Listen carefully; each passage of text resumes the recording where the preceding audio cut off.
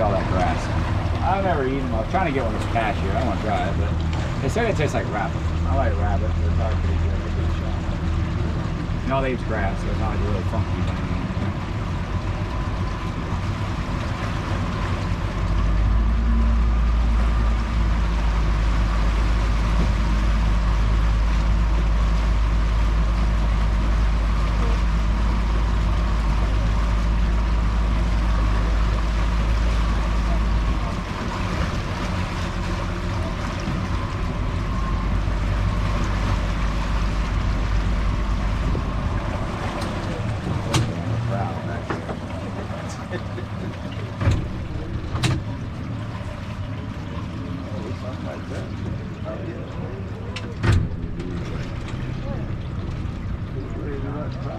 Watch out, Wally.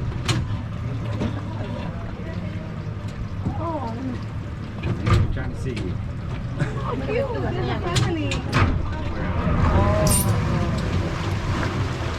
George! You made it! Don't get eaten by an alligator. No, you don't. So these are American ring-tailed raccoons. Now, a lot of times they will take their food. They're going to wash around on their paws. A lot of people think they do it too because they don't have salivary glands, but they actually do. So one of the main reasons why they like to do that, there's a lot of sensory that's in their paws. Most of the time when they're used to foraging for their food, they're on the edge of the riverbanks. They look for clams, crustaceans, fish, different things like that. As soon as they grab something, they pretty much know what it is by holding on to it. They can pull it up, start eating on it. They can come down the tree head first too. They turn their back paws around, they'll grip onto that tree, come on down. They say they can fall from like 40 feet as well, and as long as they land on their feet, they're fine. Now, I've never seen one fall that far. I've seen one fall from like 15 feet. Did not land on his feet when it hit the ground, but that thing took off running all the same, so I'm pretty sure it's all right. Raccoons around here, they got more views than Kim Kardashian, I can tell you that, but they're a lot prettier too, you know, so. What are you feeding them? I was wondering to ask that question. This, a peanut butter filled pretzel. You want to try one? No. Come on.